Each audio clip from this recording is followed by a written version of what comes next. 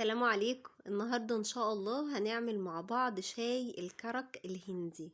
شاي طعمه بقى ايه، يعدل كده المزاج، وحاجة كده تدفي في الشتاء وتدينا كده باور حلو جدا.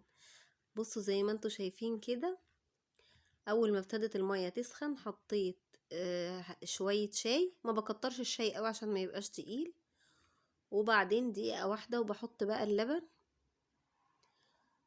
بس، وتسيبيه بقى لغاية لما يبتدي بقى ان هو يغلي. دلوقتي بقى حطيت ايه، حطيت الحبهان بتاعنا، او في دول بتسميه الهيل. ممكن تضيفي بقى في اللحظة ديت اي مكونات انت عايزة تحطيها، يعني هما الاساس بيبقى الحبهان او الهيل، انما ممكن تحطي جنزبيل، ممكن تحطي قرنفل، ممكن تحطي قرفة، اي حاجة من الحاجات اللي احنا قلنا عليها ديت ممكن تحطيها مع الحبهان دوت، وممكن تكتفي بالحبهان بس.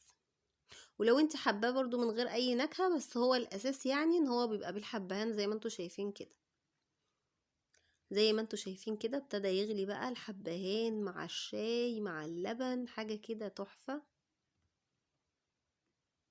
طبعا بجد طعمه حلو جدا، لو جربتوه هتبطلوا الشاي بلبن العادي اللي احنا بنعمله. طعمه حلو جدا. سيبته بقى يغلي كده مع الحبهان كده، وتديله بقى تقليبة بسيطة. وطبعا ممكن تحط السكر، بس انا بحب ان انا بقى ايه احط السكر يعني حسب الرغبة كده في الكوباية، عشان ابقى ايه يعني بحط السكر مظبوط. حاجة تدفيكوا في الشتاء وطعمها حلو جدا.